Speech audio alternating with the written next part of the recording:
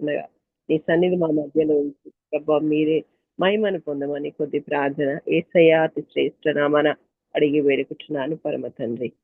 Amen. Thank you sister. ఈ సమయాన్ని మన అధ్యాపకులు బాబీ రత్నాకర్ గారికి అప్పగిస్తున్నానండి. Welcome sir. Good evening. Thank you sister, thank you so much అండి.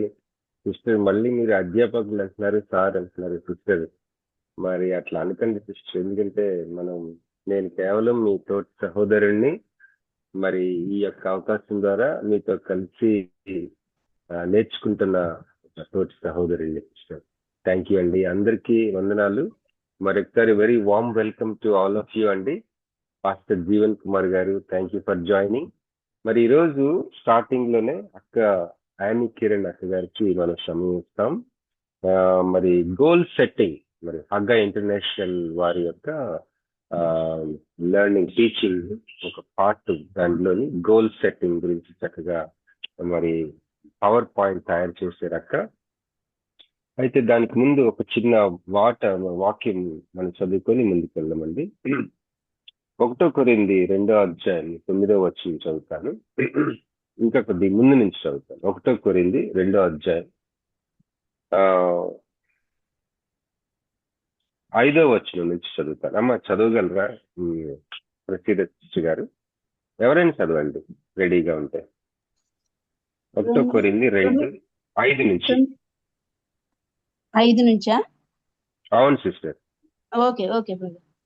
మీ విశ్వాసము మనుషుల జ్ఞానమును ఆధారము చేసుకొనక దేవుని శక్తిని ఆధారము చేసుకొని ఉండవలనని నేను మాట్లాడినను, సువార్త ప్రకటించినను, జ్ఞానయుక్తమైన తీయని మాటలను వినియోగింపక పరిశుద్ధాత్మయు దేవుని శక్తియు కనపరచు దృష్టాంతములనే వినియోగించితిని.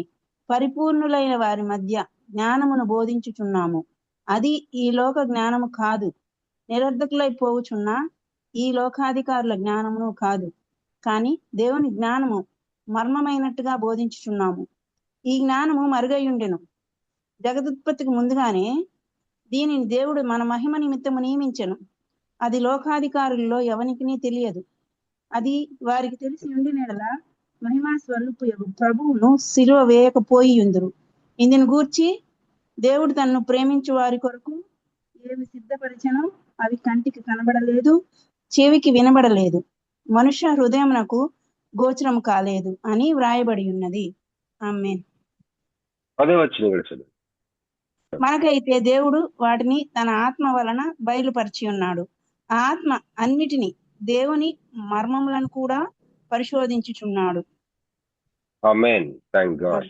ఇక్కడ మనకైతే, థ్యాంక్ యూ సిస్టర్, మనకైతే దేవుడు వాటిని తన ఆత్మ వలన బయలుపరిచి ఉన్నాడు. వాటిని అన్నాడు. మరి నేను ఒక వీడియో లెసన్ ఫాలో అయ్యాను.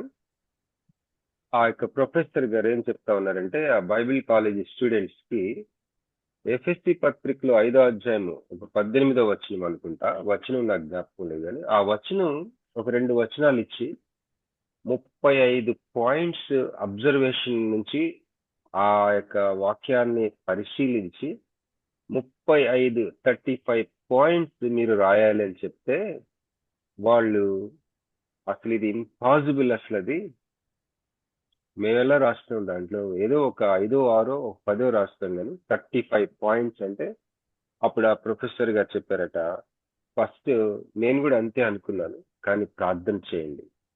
ప్రార్థన చేసినప్పుడు పరిశుద్ధాత్మ దేవుడు మీకు సహాయం చేస్తాడు. మీరు చేయలేను, నేను అన్ని కనపడవు నాకు ఆ పాయింట్స్ అని అనుకునే మీరు నేను చేయగలను అన్న స్థితికి తీసుకురాగలడు.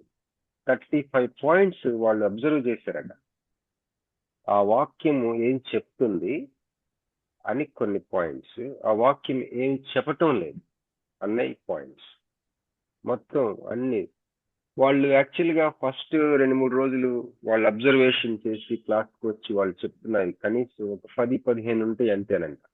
ఇంకా మా వల్ల కాదు అనుకున్నప్పుడు ప్రార్థన చేసి వాళ్ళు పరిశుద్ధాత్మ దేవుని దగ్గర నుంచి ఆ వాక్యంలో నుంచి దాదాపు 35 పాయింట్స్ వాళ్ళు అబ్జర్వేషన్ పరిశీలించారట.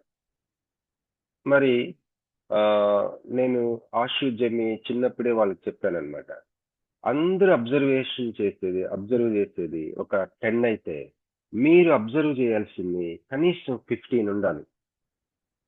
అది యాక్చువల్గా డిజర్నింగ్ అంటే. Discernment needs lot of observation. ఒకసారి నేను ఒక పోలీస్ ఆఫీసర్ని అడిగాను, ఐపీఎస్ ఆఫీసర్ అనమాట ఆయన. నేను స్విట్జర్లాండ్ నుంచి వైజాగ్ ఇండియాకి ట్రావెల్ చేస్తా ఉన్నప్పుడు దారిలో, సార్ మీరు ఐపీఎస్లో ఏం చదువుతారు, పోలీసులు అసలు ఏం నేర్పిస్తారంటే కామన్ బిహేవియర్ నేర్చుకుంటారంట వాళ్ళు.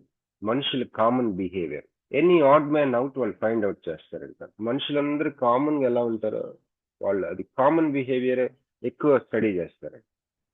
ఆ కామన్ బిహేవియర్ కాకుండా ఉన్న బిహేవియర్ని వాళ్ళు ఇమీడియట్గా క్యాచ్ చేయగలరు, ఆడ్ మ్యాన్ అవుట్ లాగా. సో ఆ విధంగా మనం కూడా అబ్జర్వేషన్ చాలా, అసలు అక్కడ ఏముంది అబ్జర్వ్ చేయాలి. వాక్యంలో ఏమి లేదన్నది నెక్స్ట్ లాస్ట్లో ఏముంది, అసలు ఏం చెప్తా ఉంది, ఆథర్ ఏం చెప్తున్నాడు.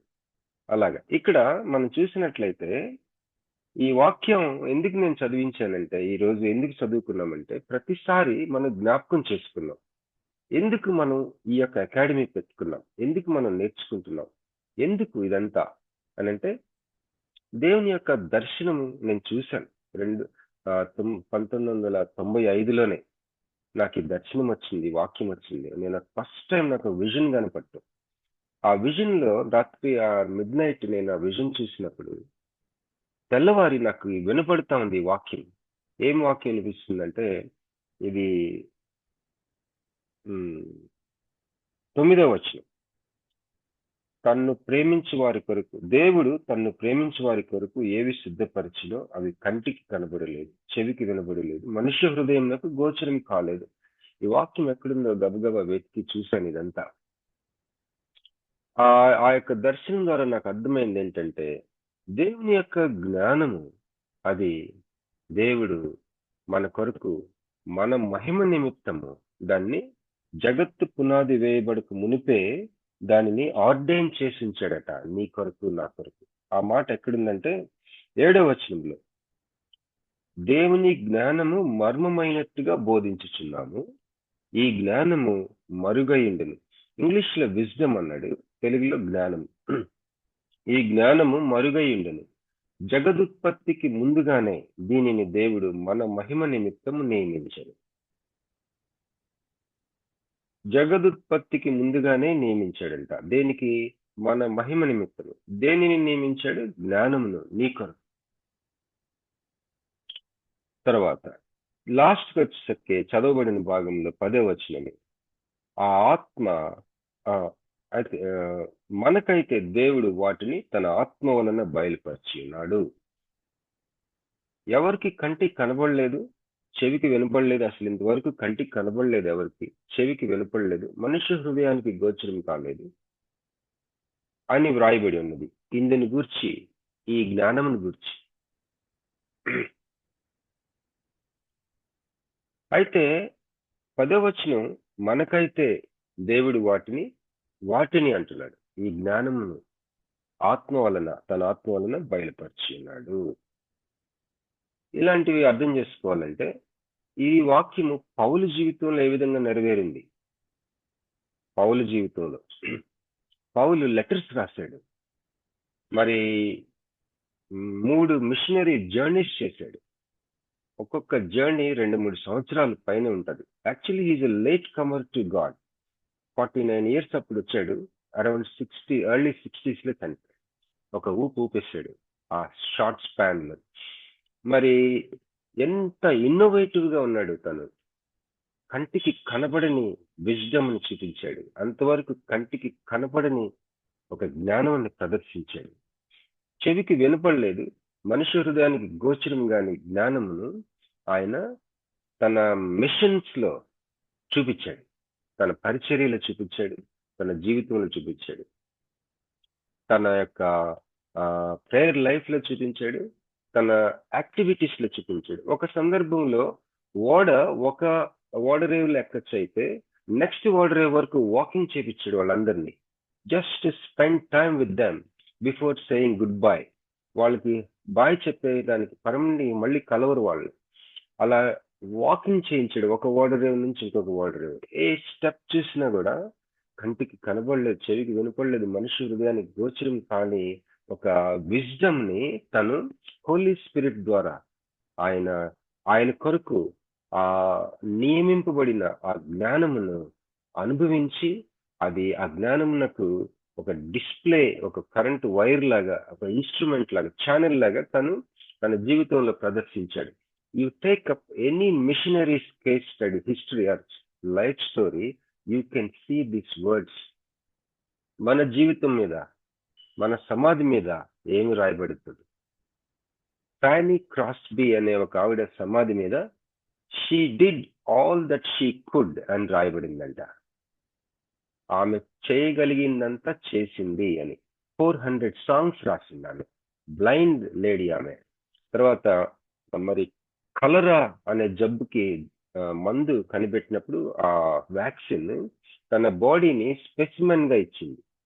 మరి డెడ్ బాడీస్ ని, ఆ వీధి చివరిలో డెడ్ బాడీస్ కుప్పలు కుప్పలుగా పడిపోతే ఆ క్లీనింగ్ చేయడానికి తను వాలంటరీగా వెళ్ళింది. ఎందుకంటే అది మహాఘోరమైన అంటు జబ్బు ఆ రోజుల్లో. ఈ మధ్య మనకు వచ్చిన కరోనా టైప్ కంటే మహా భయంకరమైన కలరా. మరి బ్లైండ్ పర్సన్ ని చేసుకుంది, తను చనిపోతాడు. బ్లైండ్ చైల్డ్ కూడా చనిపోతుంది. తన సమాధి మీద she did all that she could అని, ఆమె చేయగలిగిందంతా చేసింది అని.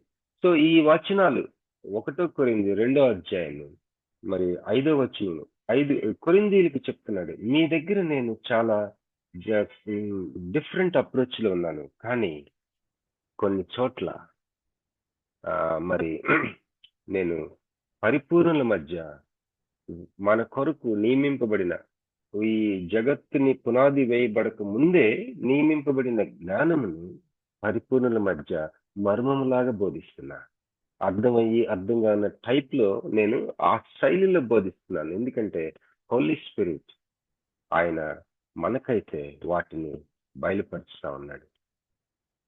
ఈ జ్ఞానము మరుగైంది, ఇప్పుడు దాకా చెవికి వినపడలా, ఎవరికి తెలియలా, మరి ఎవరికి అర్థం కాలేదు, ఎవరికి గోచరం కాలేదు, కనపడలేదు, వినపడలేదు. కానీ మనకైతే హోలీ స్పిరిట్ ఏం చేస్తున్నారట, మన ఆత్మ వలన బయలుపరిచి ఉన్నాడు. సో నీ జీవితంలో, మన జీవితంలో, మన అందరి జీవితాల్లో ఒక ఫ్యూచర్ ఉంది. మనం అయిపోయింది అనుకుంటుంటే దేవుడు అంటున్నాడు అయిపోలా, ఇంకా స్టార్ట్ అవ్వలేదు అంటున్నాడు.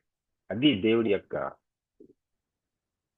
ఆ ప్రొఫెసర్ గారు బైబిల్ కాలేజీలో జాయిన్ అయినప్పుడు ఆయన తన గురువు గారు తన ప్రొఫెసర్ గారి దగ్గరికి వెళ్ళాడు.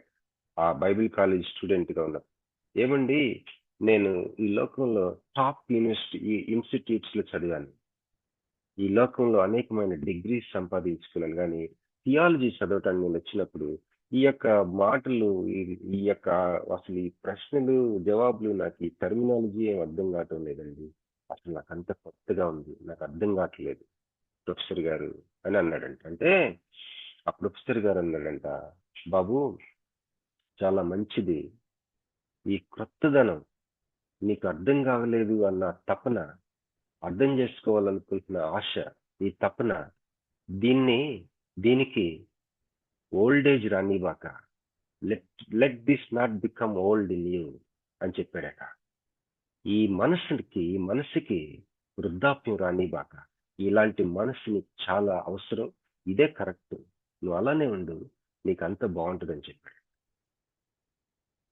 ఆ చెప్తున్న ప్రొఫెసర్ తన జీవితంలో తను యవనస్తుడిగా ఉన్నప్పుడు జరిగిన సంఘటన చెప్తున్న అతను వృద్ధాప్యంలో ఉంటూ చెప్తా ఉన్నాడు. తను ఏమంటున్నాడంటే, I still have not lost that youth of that feeling. నా గురువు గారు చెప్పిన, నా మనస్సుకు వృద్ధాప్యం రానిబాకని చెప్పాడు కదా, ఎలాంటి మనసు, నాకేం తెలియట్లేదు, నాకు కొత్తగా ఉంది అన్న ఆ మనసుకి ఓల్డేజ్ రానిబాక, వృద్ధాప్యం రానిబాక అన్నాడు కదా, నిజంగా రానికుండా చూసుకున్నానని చెప్తున్నాడు. దేవునికి స్తోత్రం కలిగింది గాక. హల్లెలూయా. సో మరి holy spirit God is the one who illuminates, will lead us into all truth, is the greatest teacher, and he ఆయన గురించి మొన్న మనం ఏం నేర్చుకున్నాం అంటే ఆయన కొత్త సత్యాలయం బోధించుడు, ఆల్రెడీ వాక్యంలో ఉన్న వాటిని మనకి వెలిగించారు. అది దేవునికి స్తోత్రం. మరి ఈ మాటలతోటి నేను అక్కకి సమయాన్ని అప్పగిస్తున్నాను. సహోదరి యానీ కిరణ్మయ్య గారు, అక్క, దిస్ టైమ్ ఇస్ యువర్స్ అక్క. Thank you. ప్రైజ్ లార్డ్ అందరికీ. ఆ, ఈ సమయాన్ని దేవుడు నాకు ఇచ్చినందుకు నేను దేవునికి కృతజ్ఞతలు తెలుపుకుంటున్నాను.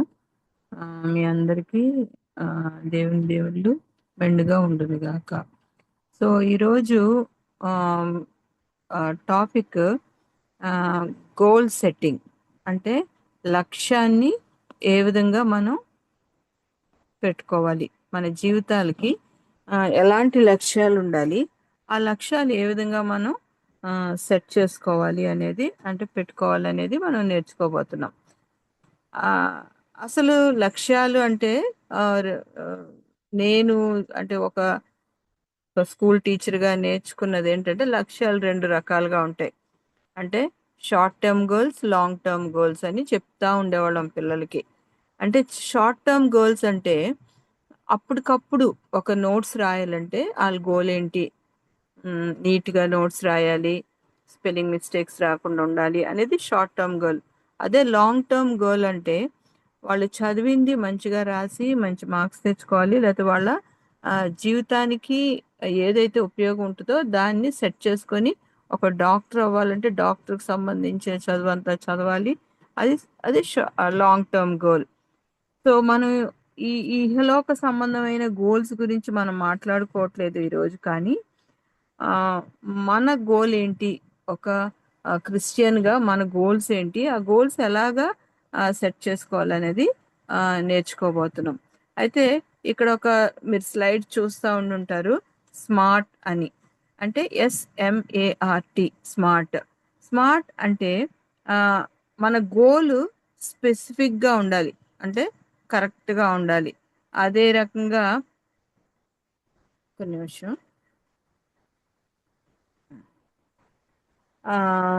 నిర్దిష్టమైనదిగా ఉండాలి మన గోల్. నెక్స్ట్ కొలవదగినదిగా ఉండాలి. అంటే మనం ఒక గోల్ పెట్టుకున్నప్పుడు అది మనం చేయగలిగింది కొలవదగినగా ఉండాలి. అలాగే సాధించగలిగినదిగా ఉండాలి గోల్. ఏదో మా గోల్ పెట్టుకోమంటున్నారు కాబట్టి నేను చేయగలనా లేదా అనేది లేకుండా, మన తలాంతులను బట్టి, దేవుడు మనకిచ్చిన తలాంతులను బట్టి, మనకిచ్చిన ఎబిలిటీస్ని బట్టి, టాలెంట్స్ని బట్టి మనం నేర్చుకున్నాము. అది స్టార్టింగ్లో మనకిచ్చిన గిఫ్ట్స్ని బట్టి, దాన్ని బట్టి మన సాధించగలిగమా లేదా, దాన్ని బట్టి మన గోల్ ఉండవలసి ఉంటుంది. అలాగే అంటే ఇమాజినేటివ్ వరల్డ్ కాకుండా వాస్తవంగా, రియలిస్టిక్గా, వాస్తవంగా ఉండాల్సిన గోల్స్ ఉండాలి. అలాగే మైళ్ళు రాళ్ళ వంటివి. అంటే ఒక గోల్ రీచ్ అవ్వడానికి ఒక టైం పెట్టుకొని ఆ టైంకి అది రీచ్ అయ్యేలాగా ఉండాలి. సో అది స్మార్ట్ అంటే SMART. అంటే నిర్దిష్టమైనవి, కొలవదగినవి, సాధించగలిగినవి, వాస్తవమైన మైలురాళ్ళు వంటి ఇలాంటి గోల్స్ పెట్టుకోవాలి. ఇదంతా చెప్తున్నప్పుడు మీకు కొంచెం కన్ఫ్యూజింగ్గా అనిపించవచ్చు. అసలు గోల్ అంటే ఏంటి, గోల్ ఎందుకు పెట్టుకోవాలి, ఎందుకు చేయాలని. సో మన అనుదిన జీవితంలో మనకి చాలా గోల్స్ ఉంటాయి. కానీ దేవుని చిత్తాన్ని నెరవేర్చడానికి, దేవుని మనకి ఏ ఉద్దేశంతో మనల్ని ఈ లోకంలోకి తీసుకుని వచ్చారో ఆ ఉద్దేశాలు తెలుసుకొని దాని ప్రకారమైన గోల్స్ సెట్ చేసుకుంటే అవి మనం కరెక్ట్గా ఫాలో అవ్వగలుగుతాం. So next slide.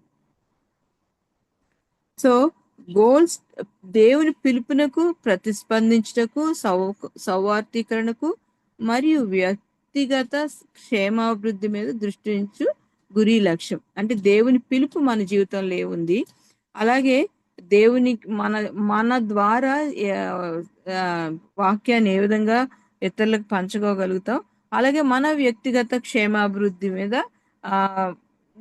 మెయిన్ మన లక్ష్యాలు లేకపోతే గురి ఉండవలసి ఉంటుంది. నెక్స్ట్.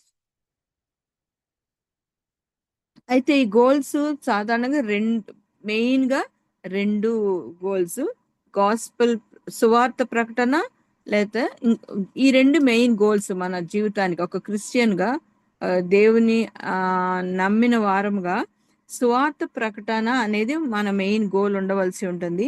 అలాగే ఇతరుల్ని సిద్ధపరచాలి. మనం ఏ విధంగా సిద్ధపడుతున్నామో దేవునిలో, అలాగే ఇతరులు కూడా సిద్ధపరచాలి. అయితే దానికి మనం సిద్ధపడడానికి, లేదా మన సువార్త ప్రకటన ఏదో ఏ ఏ ఏ ప్లానింగ్ లేకుండా చేస్తే మనం అది ఏమీ సాధించలేం. కాబట్టి దానికి కొన్ని ప్రణాళికలు సిద్ధపరచుకోవాలి. దాని మీద మనం కాన్సన్ట్రేట్ చేసినప్పుడు మనం మన లక్ష్యాల్ని సాధించడానికి అవుతుంది. ఇవి మెయిన్ రెండు ప్రాథమిక లక్ష్యాలు. మన లక్ష్యం ఈ లోకంలో రెండే, అవి ఏంటంటే సువార్త ప్రకటన, ఇతరులను సిద్ధపరచడం.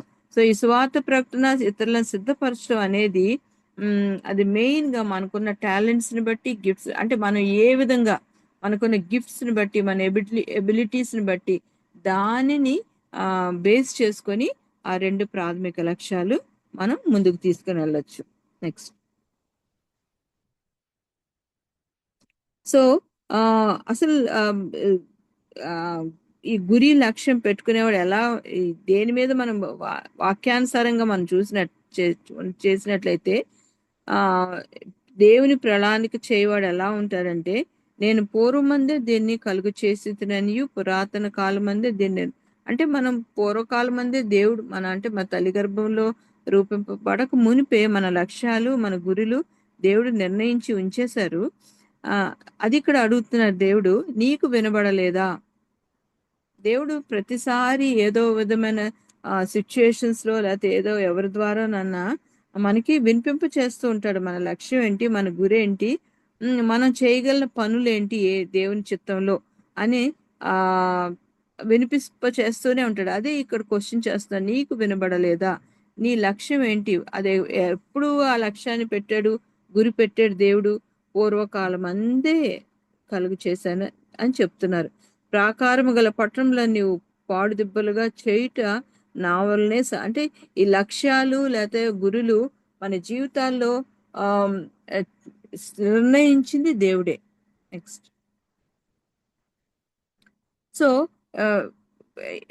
దీనికి మనం ఎగ్జాంపుల్ గా తీసుకున్నట్లయితే గురి లక్ష్యాలు, నోవా ఒక ఎగ్జాంపుల్, యోసేపు, నెహెమ్యా, దావీదు, అలాగే యేసయ్యని మనం ఎగ్జాంపుల్స్ గా తీసుకుంటే వారు లక్ష్యంతో ఈ లోకంలోనికి దేవుడు తీసుకుని వచ్చారు. నోవాని తీసుకుంటే ఆయన ప్రణాళిక చొప్పున ఆయనకు ఒక పని అప్పచెప్పి ఆ పనిని చేయడానికి కావలసిన సామర్థ్యాలు ఇచ్చారు.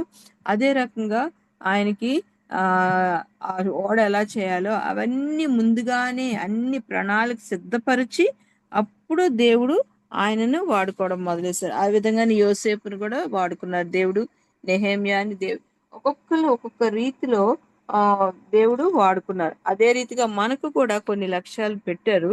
అది మనం ఐడెంటిఫై చేసుకొని దాని ప్రకారం ముందుకు వెళ్ళినైతే మనం దేవుని చిత్తంలో ఉండి ఆయన పనులు చేయడానికి వీలవుతుంది. నెక్స్ట్.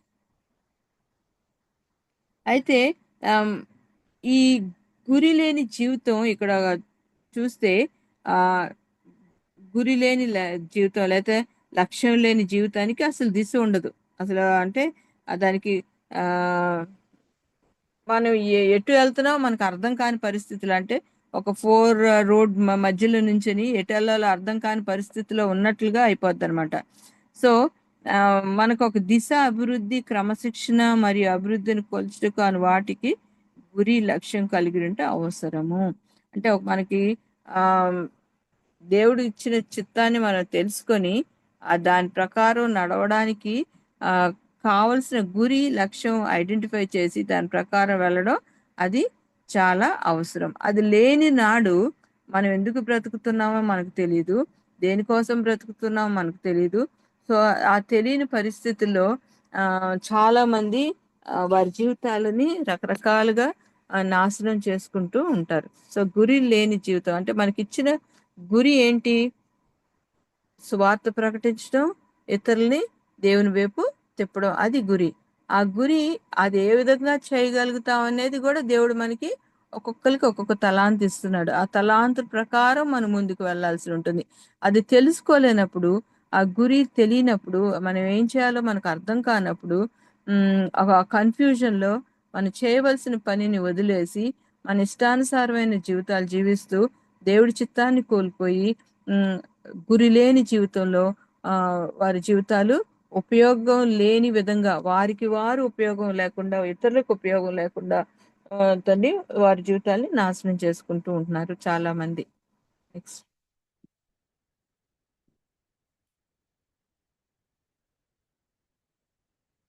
అయితే ఇక్కడ యేసయ్యని మనం ఎగ్జాంపుల్ గా తీసుకున్నాం కదా, ముందు స్లైడ్ చూసాం. అంటే యేసయ్య ఉమ్, ఆ, ఇక్కడ ఆ, తన యొక్క ఏ విధంగా తను మనకు రోల్ మోడల్ గా ఉన్నారు అనేది మనం చూస్తాం. ఇక్కడ చూసినప్పుడు అది కేవలము ఒక ఫెయిత్, అంటే ఆ, నమ్మకం మీద దేవుడు ఏం చేశారంటే ఆ, ఆ, ఒక ప్రీచింగ్ చేస్తున్నప్పుడు 5,000 మందికి భోజనం ఎలా పెట్టించారు? జస్ట్ దేవుడు ఆజ్ఞ ఇచ్చినప్పుడు వాళ్ళు 5 రొట్టెలు 2 చేపలు తీసుకొని వచ్చినప్పుడు దాన్ని ఆశీర్వదించి దాన్ని పంచిపెట్టమన్నారు. సో ఇక్కడ ఆ, ఎలాంటి గురి కలిగి ఉన్నారు? ఏ ఏ ఏమి నేర్పిస్తున్నారు డిసిపుల్స్ కి అక్కడ, లేకపోతే ఏం నేర్పిస్తున్నారు తన శిష్యులకి అంటే ఆ ప్ర- దా ఈ సిచ్యుయేషన్ లో దేవుడు ఆ దేవుడి మీద ఏ విధమైన నమ్మకం పెట్టుకోవాలి అంటే, మనకు కూడా కొన్నిసార్లు ఆ మనం మనం చేయాల్సిన పనులు, లేకపోతే దేవుడు మనకి ఇచ్చిన పనిని చేయడానికి ఆ ఆ, కొన్ని కొన్ని ఆ టాస్క్స్ మనకి ఇచ్చినప్పుడు ఏ విధమైన నమ్మకంతో దేవుడి కోసం పనిచేయాలనేది మనం ఈ సిచ్యుయేషన్ ద్వారా నేర్చుకుంటాం. అంటే ఆ 5,000 మందికి పంచి పెట్టడం అనేది చాలా కష్టమైన పని. కానీ దేవుడు దాన్ని చేయగలిగిన సమర్థుడని అక్కడ చూపించుకున్నాడు. అంటే మన జీవితంలో కూడా మనం ఒక గురి దేవుడు మనకి ఇచ్చినప్పుడు ఏ పరిస్థితి వచ్చినా కూడా అది మనతో చేయించుకుంటాడనే నమ్మకాన్ని మనం ఇక్కడ నేర్చుకోగలుగుతున్నాం. నెక్స్ట్. అయితే మన లక్ష్యాలు ఏంటి? మనకు కూడా కొన్ని లక్ష్యాలు దేవుడు పెట్టాడు. అది ఒకసారి ఆలోచించగలిగితే, అంటే దేవుని కోసం నేను ఏ విధంగా పని చేయగలుగుతాను. కొంతమంది పాటల ద్వారా దేవుణ్ణి స్తుతిస్తూ ఉంటారు, దేవుణ్ణి ఇతరులకు పరిచయం చేస్తూ ఉంటారు. కొంత ప్రీచింగ్ ద్వారా, కొంతమంది చైల్డ్ మినిస్ట్రీ ఉంటుంది, కొంతమంది ఏమో ఉమెన్ మినిస్ట్రీ ఉంటుంది. అలాగ ఒక్కొక్కరికి ఒక్కొక్క మినిస్ట్రీ ఉంటుంది. ఆ మినిస్ట్రీ ద్వారా వాళ్ళు దేవుణ్ణి వారి గురిని, లక్ష్యాన్ని ముందుకు తీసుకుని వెళ్తూ ఉంటారు. సో ఒకసారి మనం కూడా మనల్ని మనం పరిశీలన చేసుకోవాలి. ఏంటి నా గురి ఏంటి? నేను దేవుడి కోసం ఏ విధంగా పని చేయగలుగుతాను అనేది మనం ఆలోచించుకుంటే, ఒకసారి ఆలోచిస్తే మనకి ఆటోమేటిక్ దేవుడు ఆ జ్ఞానాన్ని ఇస్తారు. మన గురి ఏంటి, మన లక్ష్యాలు ఏంటి, నేను ఏ విధంగా దేవుని కోసం పని చేయాలనేది తెలుసుకోగలుగుతాం. నెక్స్ట్. సో ఈ ఈ గురి లక్ష్యాలు మనం ఏ విధంగా ముందుకు వెళ్ళగలగచ్చు, ఏ విధంగా ముందు. ఫస్ట్, కార్యాచరణ ప్రణాళిక ప్రక్రియ. ఒకసారి ఇంగ్లీష్ పెట్టరా. యాక్షన్ ప్లాన్ ప్రాసెస్ అంటే మనకేమి మనం ఏం ప్లాన్ చేసుకున్నాము, యాక్షన్, అది ఏ విధంగా ప్రాసెస్ అంటే దాన్ని ఏ విధంగా ముందుకు తీసుకెళ్ళచ్చు అనేది ఫస్ట్ పెట్టుకోవాలి. నెక్స్ట్ స్మార్ట్ గురి లక్ష్యం తయారు చేసుకుంటా ఏ విధంగా మా గోల్ని తయారు చేసుకోవాలి. నెక్స్ట్ దానికి కావాల్సిన ఐడెంటిఫై, దీనికి ఎగ్జాంపుల్ తీసుకుంటే, ఫర్ ఎగ్జాంపుల్ ఒక చిల్డ్రన్ క్యాంప్ పెట్టాలనుకున్నాం, పిల్లలకి దేవుడి గురించి నేర్పించు, అది కార్యాచరణ ప్రణాళిక. తర్వాత దాని లక్ష్యం ఏంటి, దేనికోసం ఆ చిల్డ్రన్ క్యాంప్ పెట్టాము అంటే, దేనికోసం చిల్డ్రన్ క్యాంప్ పెట్టాము? దేవుళ్ళో వాళ్ళని ఎదిగింప చేయడానికి, లేదా దేవుడికి దగ్గరగా వారిని తీసుకురావడానికి అనేది లక్ష్యం. నెక్స్ట్ అది అది చేయడానికి కావాల్సిన చేయదగిన పనులు గుర్తించడం. అంటే ఆ ఆ ప్రాసెస్ అంతా కంప్లీట్ అవడానికి ఏం పనులు చేయాలి. నెక్స్ట్ దానికి కావాల్సిన వనరులు, బాధ్యతలు కేటాయింపు. అంటే ఆ ప- ఇప్పుడు దానికి కావాల్సిన ఎంత మనీ కావాలి, అది ఎవరికి బాధ్యతలు, ఎవరికి ఏ బాధ్యతలు ఆ, అప్పగించాలి, ఆ అదొకటి. నెక్స్ట్ ముందు చేయవలసిన పనులు గుర్తించడం. అంటే చిల్డ్రన్ క్యాంప్ స్టార్ట్ చేయక ముందే అసలు ఏమేం పనులు చేయాలి అనేది గుర్తించాలి. నెక్స్ట్ గడువులను మళ్ళీ మైలురాళ్ళు ఏర్పరచుకుంటా. అంటే ఆ ఎప్పుడు స్టార్ట్ చేయాలి, ఎప్పుడు ముగించాలి, టైమింగ్, అసలు ఏంటి మెయిన్ మైలురాళ్ళు. ఒకసారి బ్యాక్ వెళ్ళండి.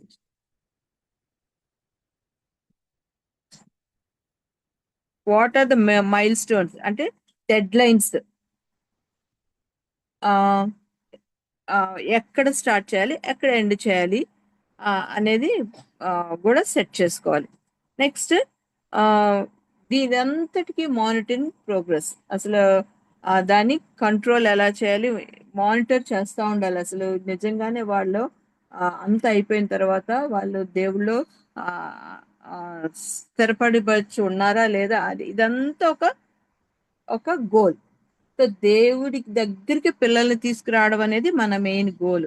సో ఈ మెయిన్ గోల్ రీచ్ చేయడం కోసం మనం ఒక ప్రోగ్రామ్ పెట్టుకుని ఆ ప్రోగ్రామ్ ని ఈ విధంగా మనం సెట్ చేసుకోవచ్చు అనమాట. నెక్స్ట్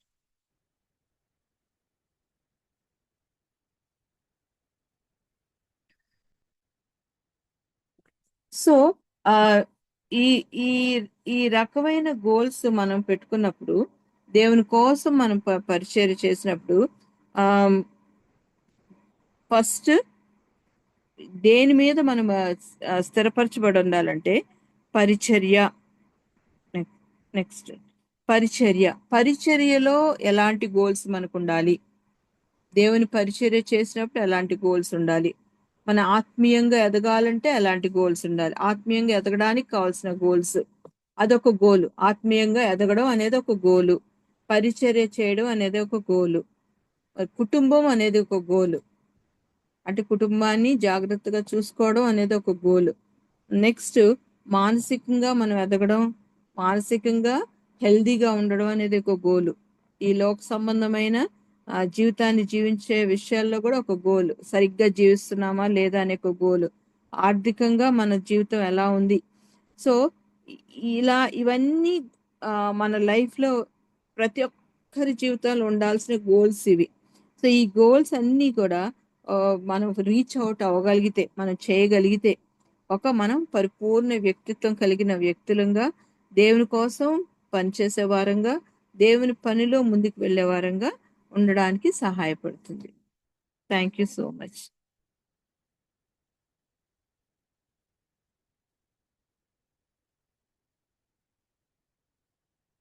నేను చెప్పాను అనుకుంటున్నాను. ఏమైనా డౌట్స్ ఉంటే నెక్స్ట్ వీక్ క్లియర్ చేస్తాను. ఒకసారి స్మార్ట్ అనేది ఇంగ్లీష్ చార్ట్ బెటరా? Smart slide smart English slide ఒకసారి పెట్టండి మేడం. స్టార్టింగ్ లో ఒక నిమిషం.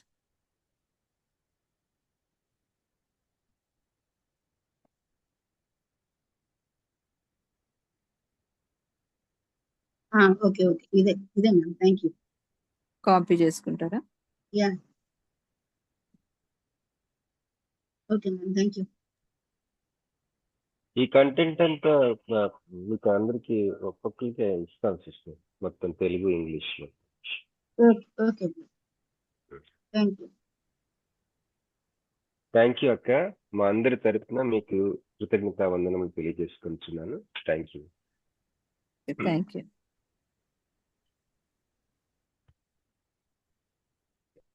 సో ఒక పల్లవి ఒక వచనం దయచేసి ఎవరైనా పాడితే మనం నెక్స్ట్ పార్ట్కి వెళ్ళిపోదామండి. 9:11 అయింది.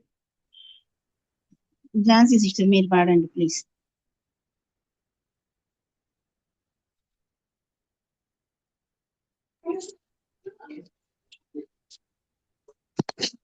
దేవా పరలోక దూతాళి నిన్ను పాడి కీర్తింప ఎంతో ఎంతో మహిమా ఈ భూమిలోని ప్రజలంత కొనియాడి కీర్తింప ఎంతో ఎంతో మహిమా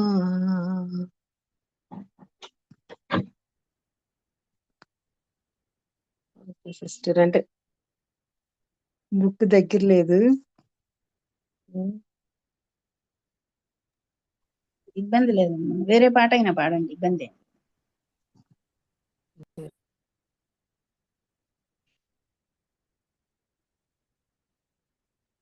వేరేది పాడండి సిస్టర్. ఓకే అండి, అదే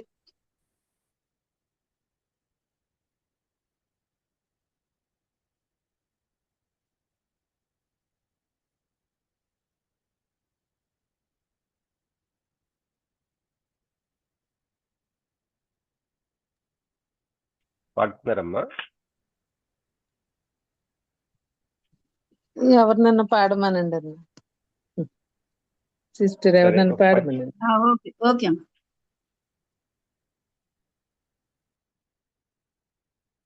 ప్రశాంతి గారు మీరు పాడండి. ఓకే.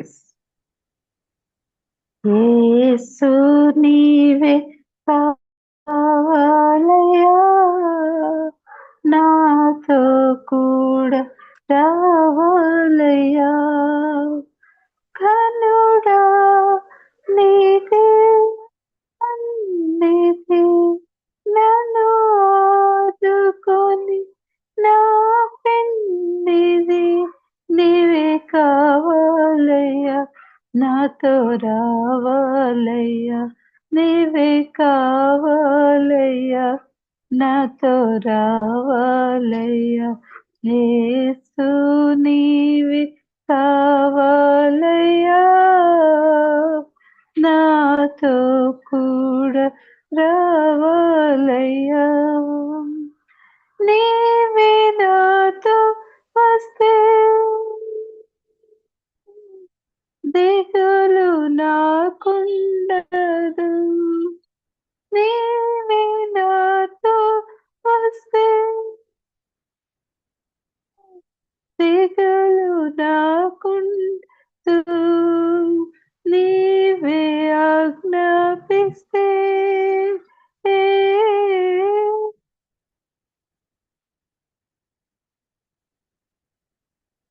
నీవే ఆజ్ఞాపిస్తే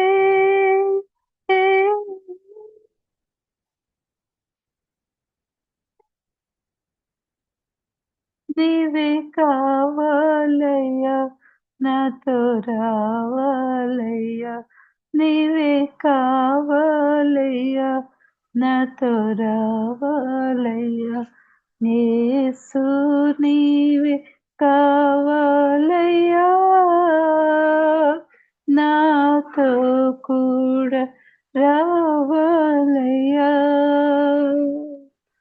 నీవే నాతో వస్తే ఓటమి నాకుండదు, నీవే నాతో వస్తే ఓటమి నాకుండదు, నీవే ఆజ్ఞాపిస్తే చీకటి నన్నటదు, నీవే కావాలయ్యా, నాతో రావాలయ్యా, నీవే కావాలయ్యా, నాతో రావాలయ్యా, యేసు నీవే కావాలయ్యా, నాతో కూడా రావాలయ్యా, యేసు నీవే కావాలయ్యా, నాతో కూడా రావాలయ్యా. Praise God. Thank you sister. Praise the Lord. చిన్న ప్రార్థన చేసుకుందాం. మహాపరిశుద్ధుడా, మా ప్రియ పరలోక తండ్రి నాయన, ఇంతవరకు మీరు నాయన మాకు నేర్పించిన విషయాలన్నిటిని బట్టి మీకు కృతజ్ఞతాస్తుతులు చెల్లించుకుంటున్నాం తండ్రి. నాయన మరి మీ అభిషేకం అనుగ్రహించండి నాయన తండ్రి, మీ సన్నిధిని అనుగ్రహించండి నాయన ప్రభువా. మీరు ఇంతవరకు మీరు అనుగ్రహించిన నాయన మీ సన్నిధిని బట్టి మీకు కృతజ్ఞతాస్తుతులు చెల్లించుకుంటున్నాం. ఇప్పుడు మరి కొంత సమయం ఈ వాక్యం మేము ధ్యానం చేయించుంటుగా నాయన నీ కృప దయచేయండి నడవచ్చు. యేసుక్రీస్తు నామమున ప్రార్థించి వేడుకొంచున్నాం తండ్రి, ఆమేన్. Praise God. మరి జూన్ 16వ తారీఖు వచ్చేసాము. ఇంకా మనకి 2-3 వీక్స్ టైం ఉంది. ఇంకా 2-3 వీక్స్ టైంలో మనం క్లోజ్ చేయాలి ఈ సబ్జెక్ట్ హెర్మెన్యూటిక్స్. ట్రై చేస్తానండి. అయితే ట్రాన్స్లేషన్కి ఎక్కువ టైం తీసుకుంటా ఉంది, ఇంగ్లీష్ టు తెలుగు. ఇంకా కొంత ట్రాన్స్లేషన్ చేయవలసి ఉంది. అది ట్రాన్స్లేషన్ చేసేసి మీకు అందజేయటం జరుగుతుంది. దానికి సంబంధించిన క్వశ్చన్ పేపర్ కూడా తయారు చేసి పెడతాను. అది చాలా ఈజీగా మీరు చదివి అర్థం చేసుకొని ఇప్పటి వరకు వినినవి మీకు ఇచ్చే ఆ మెటీరియల్లో నుంచి అదంతా కూడా చక్కగా ఎగ్జాంపుల్కి ఎలా ఉంటుందంటే క్వశ్చన్ పేపర్ హెర్మెన్యూటిక్స్ అంటే ఏంటి, ఎక్సెజెసిస్ అంటే ఏంటి, ఇలాగా ఆల్రెడీ మీరు విన్నవి మీ చేతిలో ఉన్న మెటీరియల్ చూసి మీరు చక్కగా రాయవచ్చు అనమాట. మరి ఈ ఎగ్జామినేషన్కి ఏంటి ఎయిమ్ ఏంటి, అసలు ఎందుకు అంటే మీరు ఆలోచించి ఇంకా మర్రి మర్చిపోకుండా రాయటం అనమాట, తెలుసుకోవడానికి నేర్చుకోవడానికి. తర్వాత అంతేకాకుండా ఇంకా చాలా మందికి మీరు ఎక్విప్ చేయడానికి అది చాలా అవసరం. ఎనీహౌ ఈరోజు మనం ఏం చేద్దామంటే ఫిలిప్పీ పత్రిక 4వ అధ్యాయానికి ఒకసారి అబ్జర్వేషన్ చేద్దాం. అబ్జర్వేషన్ ఫిలిప్పీ పత్రిక 4వ అధ్యాయం ఒకసారి తీద్దామండి. మీరందరూ కూడా యాక్టివ్గా అన్మ్యూట్ చేసుకొని పార్టిసిపేట్ చేయాలండి దయచేసి. మీరు ఇది తప్పకుండా మీరు చేయాలి, ఎందుకంటే చాలా ఆశీర్వదించబడతారు. సో ఫిలిప్పీ 4:1 వచనం, ఈ 1వ వచనం మీద మనము ఎన్ని పాయింట్స్ మనం గమనించి పరిశీలించగలం అన్నది మనం చూద్దాం. ఒకసారి చదువుదామండి. ఫిలిప్పీ 4:1. మీ దగ్గర బైబిల్స్ ఉంటే రెడీగా ఉంచుకోండి. ఫోన్లో అయితే ఫోన్లో, మామూలు పుస్తకం అయితే పుస్తకం, ఎట్లా అయినా సరే రెడీగా ఉంచుకొని జస్ట్ మీకు వచ్చిన థాట్స్ ఏమేంటి కనిపిస్తున్నాయి ఈ వచనంలో మీరు అబ్జర్వ్ చేయొచ్చు. మీకు వచ్చి మీరు ఫలాంది నాకు కనపడింది, ఈ వాక్ ఇట్లా ఉంది, ఏదైనా చెప్పచ్చు. అబ్జర్వేషన్, పరిశీలన. ఫిలిప్పీ 4:1 నేను చదువుతాను. కావున నేను అపేక్షించు నా ప్రియ సహోదరులారా, నా ఆనందమును నా కిరీటమున ఉన్న నా ప్రియులారా, ఇట్లు ప్రభువునందు స్థిరులయుండుడి. Full stop. దీంట్లో మరి ఈ అబ్జర్వేషన్స్ మనం ఏమేంటి గమనిస్తాం, పరిశీలించి ఇదే వాక్యం మీరు ధ్యానం చేస్తామంటే ఏం పరిశీలిస్తారు అన్నది. ఉదాహరణకి నేను స్టార్ట్ చేస్తాను. కావున అన్నమాట. ఎప్పుడైతే కావున ఇంగ్లీష్లో దేర్ ఫోర్ అని ఉందో, దానికి ముందు ఒక ప్రిసీడింగ్ థాట్, దానికి ముందు ఉన్న ఒక ఆలోచనల మీద పడుతున్నాడు అనమాట. నెక్స్ట్ రాబోయే మాటలన్నీ, రాబోయే వచనాలన్నీ కూడా. అయితే ఒక్కసారి మనం ఏం చేయాలంటే దేర్ ఫోర్ అని కనబడిన చోటల్లా కూడా ఓహో ఇంతవరకు చెప్పిన దాని మీద నెక్స్ట్ కడుతున్నాడు ఈ రచయిత అన్నది మనసులో పెట్టుకుంటూ ముందుకు చదువుతూ ఉండాలి. కొద్దిగా 2-3 ఒక 4-5 వచనాలు ముందుకు వెళ్తుంటే అప్పుడు మనకు అర్థం అయిపోతుంది. ఆహా, దేర్ ఫోర్ అన్నాడంటే, కావున అన్నాడంటే నిజంగానే అంతకు ముందు చెప్పిన వాటి మీద కడతా ఉన్నాడు ఈ మాటలు అని మనకు అర్థమైపోతుంది. కనుక కావున అన్న మాట ఎప్పుడైతే చూస్తామో ఆ మాటకి ఆ ముందు కొన్ని వచనాలు మనం చూడాలి. ఆ ముందు ఒక విషయం చెప్పిన తర్వాత కావున అంటున్నాడు కాబట్టి అసలు అది ముందు వచనాలకి సంబంధించి దేర్ఫోరా, లేకపోతే మామూలుగా అంత ప్రాధాన్యత లేకుండా ముందుకు వెళ్ళటానికి కావాల్సిన మాట. ఈ రెండింటిని కూడా మనసులో పెట్టుకొని కొద్దిగా ముందుకు వెళ్ళంగానే ఎస్, ఈ దేర్ ఫోర్ అన్న మాట లేదా కావున అన్న మాట ఆ ముందు చెప్పబడిన ఒక ఆలోచనల మీద కడుతా ఉన్నాడు అని చెప్పేసి మనం అనుకోవాలి. ఇప్పుడు గ్రీక్ భాషలో రాయబడింది కాబట్టి వీలైతే గ్రీక్ కామెంటరీస్ కూడా చూడటం మంచి అలవాటు. గ్రీక్ కామెంటరీస్, ఒకవేళ గ్రీక్ భాష రాకపోతే Greek commentaries, Greek to English commentaries ఉంటాయి. వాటిని చూసినప్పుడు అసలు దైర్ఫోర్ కావున అన్న మాట ఉందా, ఒకవేళ ఉంటే ఎట్లా ఉంది, వీటన్నిటి కూడా మనకు చక్కగా అవగాహన రావడానికి అవకాశం ఉంది. సరే, ఇప్పుడు ఒక పని చేద్దాం.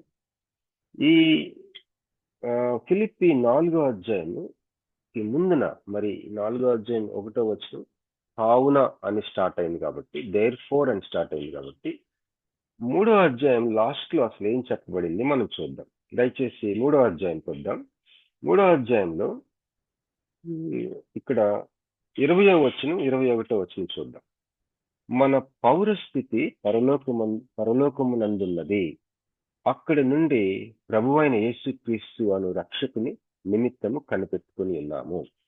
సమస్తమును తనకు లోపరుచుకున్న జాలిన శక్తిని బట్టి ఆయన మన దీన శరీరమును తన మహిమగల శరీరమునకు సమరూపము గల దానిగా మార్చును. కావున నేను అపేక్షించిన ప్రియ సహోదరులారా, నా ఆనందమును నా కిరీటంలో ఉన్న నా ప్రియులారా, ఇట్లు ప్రభువునందు స్థిరులైంది. ఇక్కడ 3వ అధ్యాయం లాస్ట్ 2 వచనాలే చదివాడు. ఇక్కడ ఒక మంచి పాజిటివ్ మాటలు మనం వింటున్నాం. మన పౌరస్థితి పరలోకమందున్నదని, అక్కడి నుండి ప్రభు అయిన యేసుక్రీస్తు అని రక్షక నిమిత్తం కనిపెట్టుకుని ఉన్నామని, సమస్తం లోపరుచుకోజాలిన శక్తిని బట్టి మన దీన శరీరం తన మహిమగల శరీరం సమరూపంగా మార్చుతాడని, కనుక నేను అపేక్షించిన ప్రియ సహోదరులారా, నా ఆనందమును నా కిరీటంలో ఉన్న నా ప్రియులారా, ఇట్లు ప్రభువునందు స్థిరులైంది. ఈ 2 వచనాలేనా? ఇంకా ముందేమనుందా? ఇట్లు అంటున్నాడంటే ఈ 2 వచనాలు మాత్రమే కాదు అని ఎక్కడో మనకి చిన్న ఆలోచన రావచ్చు. అప్పుడు వెనక్కి వెళ్ళటానికి ఏమాత్రం మనం జంకకూడదు. ఇంకా కొద్దిగా వెనక్కి వెళ్దాం. ఇంకా కొద్దిగా వెనక్కి వెళ్తే ఏముంది? ఇక్కడ ఎక్కడి నుంచి ఉంది? 17వ వచనం నుంచి చూద్దాం. 3:17 సహోదరులారా, మీరు నన్ను పోలి నడుచుకునుడి, మేము మీకు మాదిరి అయిన ప్రకారం నడుచుకుని వారిని గురిపెట్టి చూడుడి. అనేకులు క్రీస్తు శిలువకు శత్రువులుగా నడుచుతున్నారు. వీరిని గూర్చి మీతో అనేక పర్యాయములు చెప్పి ఇప్పుడును ఏడ్చుచూ చెప్పుచున్నాను. నాశనమే వారి అంతము, వారి కడుపే వారి దేవుడు. వారు తాము సిగ్గుపడవలసిన సంగతులు ఏందో అతిశయపడుచున్నారు, భూ సంబంధమైన వాటి వల్లే మనస్సు ఉంచుతున్నారు. ఇది మరి అన్గాడ్లీ పీపుల్, మరి ఈ యొక్క భక్తిహీనుల గురించి కొన్ని మాటలు ఇక్కడ ఉన్నాయి. 20-21 ఇందాక చదివిన దాంట్లో దేవుని భక్తుల గురించి, గాడ్లీ పీపుల్ గురించి ఉన్నాయి. ఒక మాటలో చెప్పాలంటే గాడ్లీ వర్సెస్ అన్గాడ్లీ గురించి ఉన్నాయి ఈ 3వ అధ్యాయం చివరి వచనాలు. దేర్ ఫోర్ అన్న మాట కేవలము ఈ గాడ్లీ వర్సెస్ అన్గాడ్లీ, ఈ భక్తిహీనులకి భక్తిపరులకి మధ్య వాళ్ళ గురించి వీళ్ళ గురించి చెప్తున్న మాటలను బట్టే కావున అని స్టార్ట్ చేశాడా, దేర్ ఫోర్ అని స్టార్ట్ చేశాడా 4వ అధ్యాయం? లేదా ఇంకా ముందుకు వెళ్తే అసలు ఎక్కడి నుంచి ఈ విషయాలన్నీ చెప్పుకుంటూ వచ్చి కావున అంటున్నాడు అన్నది మనం పట్టుకోవాలి. ఈ వెనక్కి వెళ్ళటం అనేది ఎంతవరకు వెళ్ళాలి? మరి నిజంగా చెప్పాలంటే 1వ అధ్యాయం నుంచి 3వ అధ్యాయం చివరి వరకు ఆయన ఏం చెప్తూ వచ్చాడో అదంతాటిని చెప్పి దేర్ ఫోర్ అంటున్నాడు. అది ఇంగ్లీష్ లో ఒక ఎగ్జిలరేటింగ్ అని ఒక మాట ఉంటుంది. ఎగ్జిలరేటింగ్.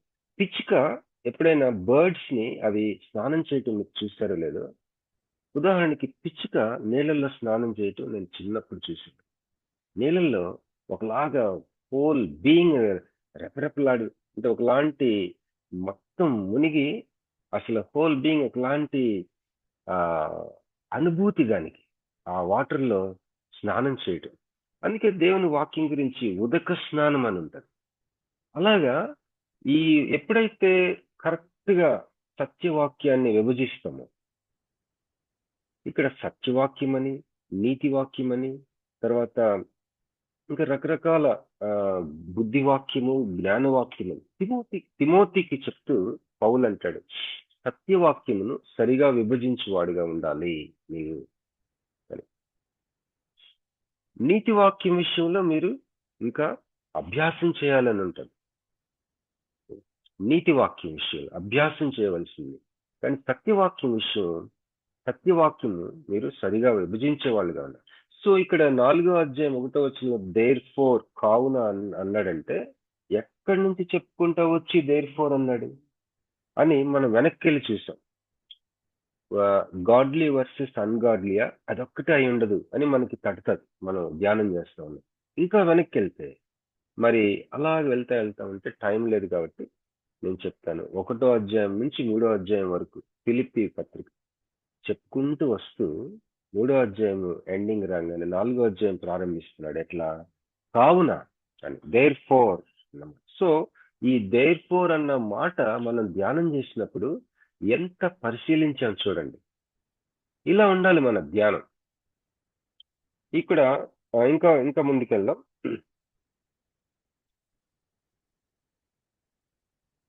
కొన్ని స్టడీ బైబిల్స్ లో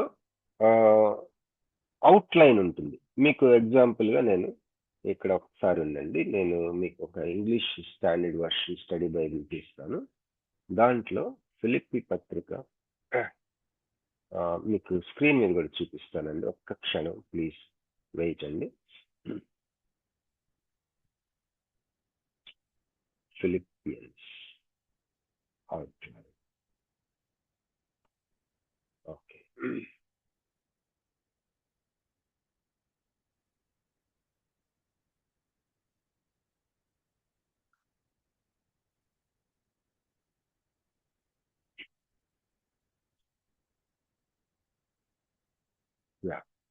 స్క్రీన్ మీద చూస్తున్నట్లుగా మరి ఇక్కడ అవుట్ లైన్, ఫిలిప్పీ పత్రిక అవుట్ లైన్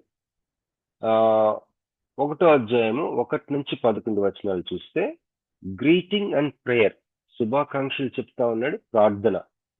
అలాగే మరి 2వ ముఖ్యమైన అంశం ఏంటంటే 1వ అధ్యాయం 12 నుంచి 30వ వచనం వరకు Paul's reflections on his imprisonment. తను చెరసాల్లో ఉన్నాడు కదా, తన యొక్క ఖైదు జీవితాన్ని, ఆయన ఎందుకు అసలు ఈ శ్రమలు పడతా ఉన్నాడు, అదంతా కూడా స్వీయ పరిశీలన. అంటే ఏదో తప్పు చేశాడని కాదు, దేవుని కొరకు తను ఈ యొక్క శ్రమలు అనుభవిస్తా ఉన్నాడు, దాని గురించి రాసుకొస్తా ఉన్నాడు అన్నమాట. 1వ అధ్యాయం 12 నుంచి 30వ వచనం వరకు మనం అవుట్ లైన్ చూస్తున్నాం. ఈ పత్రిక అంతటిని కూడా సబ్ హెడ్డింగ్స్ గా విభజించిన ఒక అవుట్ లైన్ మనం చూస్తున్నాం. ఈ అవుట్ లైన్ చూడటం చాలా చాలా ముఖ్యం ఈ మనం దేవుని వాక్యాన్ని ధ్యానం చేసేటప్పుడు. అలాగే 3వ విషయం చూసినట్లయితే 2వ అధ్యాయం 1 నుంచి 30వ వచనం వరకు, 2వ అధ్యాయం 1 నుంచి 30వ వచనం వరకు ఎగ్జార్టేషన్ టు హంబుల్ సర్వీస్, దీన మనసు కలిగి సేవ చేయటం విషయంలో హెచ్చరికలు. 2వ అధ్యాయం 1 నుంచి 30వ వచనం. ఈ దాంట్లోనే ABCDE వరకు ఉన్నాయి. మరి 4వ ముఖ్యమైన అంశం ఈ పత్రికలో 3వ అధ్యాయము 1 నుంచి 21వ వచనం వరకు. దాంట్లో ఏముందంటే అపోనెంట్స్ ఆఫ్ ద గాస్పెల్, సువార్తకి వ్యతిరేకులు. Where does righteousness come from, నీతి అనేది ఎక్కడి నుంచి వస్తుంది. సువార్తకి వ్యతిరేకులు, where does righteousness come from, so నీతి అనేది ఎక్కడి నుంచి వస్తుంది. ఈ యొక్క అంశం మీద 3వ అధ్యాయం మొత్తం వ్రాయబడింది, లేకపోతే ఈ అంశం ఉంది 3వ అధ్యాయం మొత్తం. ఇక్కడ ఈ దీంట్లో ఏ పాయింట్ చూసుకుంటే 3వ అధ్యాయంలో 3వ అధ్యాయం 1వ వచనం దేవుని యందు ఆనందించడం గురించి రాశాడు, రిజాయిస్ ఇన్ ద లార్డ్ అని. 4వ అధ్యాయంలో కూడా ఆ మాట ఉంటుంది. అలాగే 3వ అధ్యాయము 2-3 వచనాలు చూస్తే మరి సువార్తని వ్యతిరేకించే వాళ్ళు అపోనెంట్స్ ఆఫ్ ద గాస్పుల్, సువార్త వ్యతిరేకులు, అలాగే ట్రూ పీపుల్ ఆఫ్ గాడ్, ఎవరైతే నిజమైన దేవుని బిడ్డలు అలాగే సువార్తను వ్యతిరేకించే వాళ్ళ మధ్య ఆ యొక్క వ్యత్యాసం చూపిస్తా ఉన్నాడు 3వ అధ్యాయం 2-3 వచనాల్లో. అలాగే 3వ అధ్యాయం 4-11లో తను పౌలు తనకు ఆత్మీయంగా అలాగే తన పుట్టుకతో వచ్చిన ఆధిక్యతలు వాటిని యేసుక్రీస్తు యొక్క నాలెడ్జ్ కోసం, యేసుక్రీస్తుని తెలుసుకోవటం కోసం ఏ విధంగా దాన్ని పరిత్యాగం చేశాడు. అంటే తనకున్న ఆత్మీయ ఆధిక్యతలు ఎథ్నిక్ గా తనకి పుట్టుకతో అతను పరిసయ్యుడు, ఇశ్రాయేలీయుడు, మరి బెన్యామీను గోత్రానికి చెందినవాడు, మరి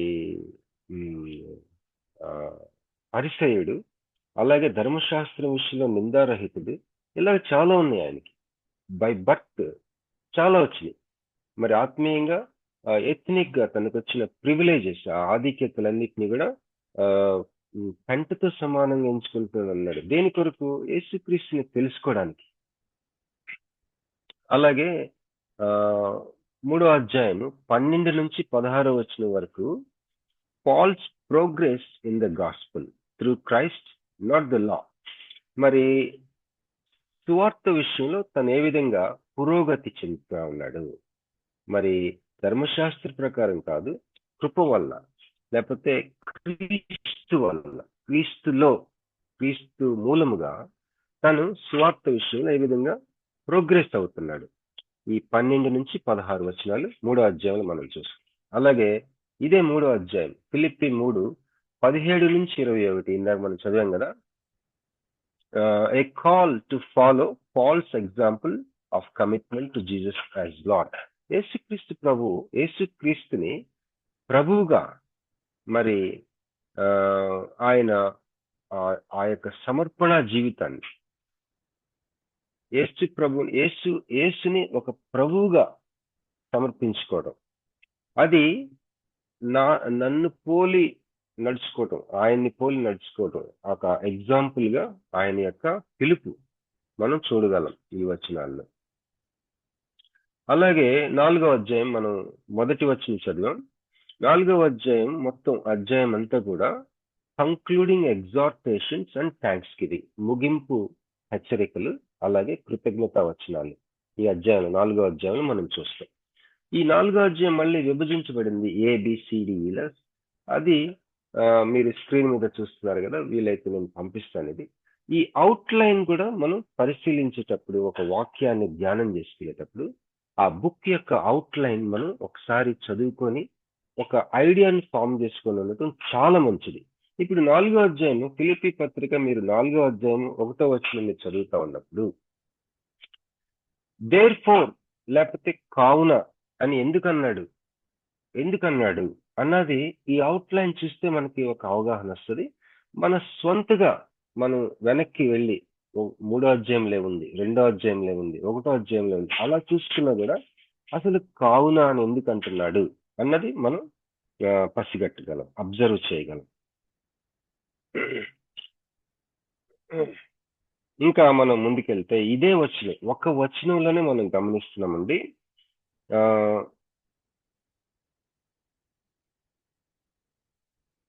ఇది ఇలాంటి ఈ 3 అధ్యాయాల్లో ఏమైతే చెప్పుకుంటా వచ్చి 4వ అధ్యాయంలో దేర్ఫోర్ అన్నాడు అన్న మాట, ఇదంతా కూడా మీరు ఎప్పుడైతే సొంతగా అబ్జర్వ్ చేసి 1వ అధ్యాయం 2వ అధ్యాయం 3వ అధ్యాయంలో ఇట్లా అనుకుంటా ఇట్లా చెప్పుకుంటూ వచ్చి కావున అన్నాడని మీ అంతటి మీరు పరిశీలించి ఆలోచించుకుంటా ఆ ధ్యానం చేసుకుంటే మీ ఆత్మలో గొప్ప పులకరింతుంటది.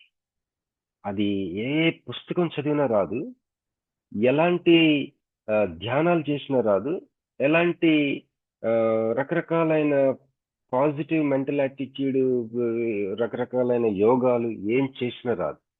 దేవుని వాక్యాన్ని ధ్యానం చేసినప్పుడు వచ్చే ఆ పులకరింత, ఎగ్జిలరేటింగ్ ఇన్ స్పిరిట్, అది మరి ఎక్కడా రాదు. దేవుని వాక్యం మాత్రమే ఇచ్చే ఒక ఆదరణ, ఒక స్నానము, ఒక పులకరించు అనే ఎగ్జలరేషన్ స్పిరిట్ కి అసలు తిరిగి జన్మిస్తున్నామా అంటే ఒక లైఫ్ వస్తుంది అనమాట. అది చాలా ముఖ్యం, చాలా చాలా ముఖ్యం. దేవుని వాక్యం మనకి జీవాన్ని ఇస్తుంది. దేవుని వాక్యం మనకి జీవాన్ని ఇస్తుంది, లైఫ్ ఇస్తుంది. అందుకే మౌన ధ్యానం, quiet time, personal Bible study ఇవి చాలా అత్యంత ప్రాముఖ్యమైనవి జీవితానికి. నాకు తెలిసిన ఒక బ్రదరు ఒకసారి ఆఫీస్కి వెళ్ళిపోయి ఆయనకి, అరే మార్నింగ్ నేను క్వైట్ టైం చేసుకోలేదు. క్వైట్ టైం అంటే ఏంటి? బైబిల్ చదువుకుని ప్రార్థన చేసుకోవడం. బైబిల్ చదువుకుంటాం అంటే ఏదో ఒకసారి అలా చదివేసేయటం కాదు, లేకపోతే క్యాలెండర్ మీద, లేకపోతే మనకి తెలిసిన ఏ చిన్న చిన్న వాక్యాలు ఫాస్ట్ చదివేసుకొని వెళ్ళిపోవటం. దానివల్ల చాలా తక్కువ మేలు ఉంటుంది, అసలు ఆల్మోస్ట్ చాలా నెగ్లిజిబుల్ మేలు ఉంటుంది. ఎందుకంటే దేవుని వాక్యాన్ని మనం ధ్యానం చేసేటప్పుడు తేరి చూచి, స్వాతంత్ర్యమునిచ్చి నియమంలోనికి తేరి చూస్తే మాత్రమే మనకి స్వాతంత్రం ఉంటుంది, స్వేచ్ఛ అంటే మనకి మేలు కలుగుతుంది మన ఆత్మకి, అంతరాత్మకి. లేకపోతే ఒక అద్దం చూసుకొని వెళ్ళిపోతే మళ్ళీ మనం అద్దం చూసుకొని మనం రెడీ అయిపోయి మనం కారులోనో బైక్లోనో వెళ్తుంటే కాసేపటికి మనం ఎట్టున్నా మర్చిపోతాం. అంతే ఉంటుంది. పైన చదువుకొని వెళ్తే బైబిల్ మర్చిపోతాం మనం. అలా కాకుండా స్పెండ్ చేయాలి, దేవుని వాక్యంతో గడపాలి, అబ్జర్వ్ చేయాలి. అబ్జర్వ్ చేసిన తర్వాత దాని అర్థాన్ని రాబట్టుకోవడానికి అవకాశం ఉంది. ఇప్పుడు మళ్ళీ ఈ యొక్క వచనం ఫిలిప్పీ పత్రిక 1వ అధ్యాయం 4వ అధ్యాయం 1వ వచనం, కావున నేను అపేక్షించు నా సహోదరులారా, నా ప్రియ సహోదరులారా, నా ఆనందమును నా కిరీటమునై ఉన్న నా ప్రియులారా, ఇట్లు ప్రభువునందు స్థిరులై ఉండుడి. సరే, ఈ మాటలు ఎవరు రాస్తున్నారు అంటే, ఎవరు రాస్తుంది ఏంటి బ్రదర్? అదేం ప్రశ్న? పౌలు రాస్తున్నాడు కదా. ఓకే, సరే, పౌలు రాస్తున్నాడు కదా, మరి పౌలు రాస్తున్నాడని నువ్వు చెప్తున్నావా? ఈ పత్రిక చెప్తుందా? బైబిల్ చెప్తుందా? మరి అసలు స్టార్టింగ్కి వెళ్ళిపోదాం. ఫిలిప్పీ 1వ అధ్యాయం 1వ వచనం, ఫిలిప్పీలో ఉన్న క్రీస్తు యేసునందలి సకల పరిశుద్ధులకును అధ్యక్షులకును పరిచారకులకును క్రీస్తు యేసు దాసులైన పౌలును తిమోతియును శుభమని చెప్పి వ్రాయినది. ఎవరు రాస్తున్నారండి ఇక్కడ? ఇద్దరు రాస్తున్నామని చెప్తున్నాడు. వెంటనే మనకి ప్రశ్నలు రావాలి, బోల్డ్ అని ప్రశ్నలు రావాలి. మనకి బోల్డ్ అని ప్రశ్నలు వస్తే వాటికి జవాబులు ఉన్నాయా లేదా తర్వాత సంగతి. ప్రశ్నలు మాత్రం మనం వేయాలి. బైబిల్ చదువుతా ఉన్నప్పుడు బోల్డ్ అని వేయాలి ప్రశ్నలు. వాటన్నిటికీ బైబిల్లో ఆన్సర్స్ ఉంటాయి. కొన్నిటికి నెగిటివ్ ఆన్సర్స్ ఉంటాయి, కొన్నిటికి పాజిటివ్ ఆన్సర్స్ ఉంటాయి, కొన్నిటికి అప్పుడే వెంటనే జవాబులు దొరకపోవచ్చు, కానీ ప్రశ్నలు మాత్రం మనం వేసుకుంటా ఉండాలి. ఇప్పుడు 4వ అధ్యాయం 1వ వచనంలో, మరి కావున దేర్ఫోర్ నేను అపేక్షించిన ప్రియ సహోదరులారా, నా అంటున్నాడు, కానీ 1వ అధ్యాయం 1వ వచనంలో నేను తిమోతి కలిసి రాశానంట. ఇక్కడ ఎవరికి ప్రియ సహోదరులు వీళ్ళు? ఎవరు అపేక్షిస్తున్న ప్రియ సహోదరులు వీళ్ళు? పౌలుకా? పౌలు లాంటి మనసు తిమోతికి కూడా ఉందా? తిమోతికి కూడా అలాంటి మనసు ఉండాలని పౌలు ఇలాగా ఇద్దరు కలిసి ఈ మాటలు రాస్తున్నారా?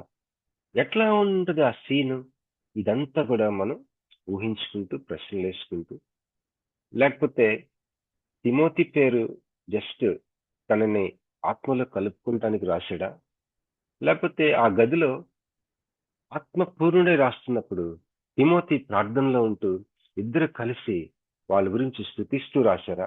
ఎలాంటి సన్నివేశం ఇది? ఇవన్నీ కూడా మనం పరిశీలిస్తూ ఆలోచించవచ్చు. కానీ ఒకటి మాత్రం ముగింపు కంక్లూజన్కి రావచ్చు, ఏంటంటే ఈ మాటలు అంటుంది పౌలే.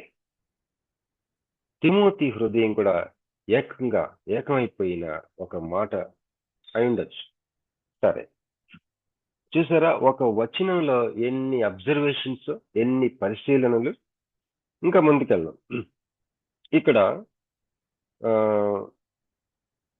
బిలవెడ్ అంటున్నాడు, నేను అపేక్షించిన ప్రియ సహోదరులారా.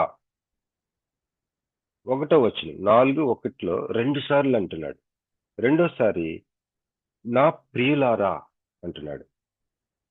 ఇంగ్లీష్ లో అయితే బిలవెడ్ అన్నది 2 times ఉంటుంది ఒకే వచనంలో.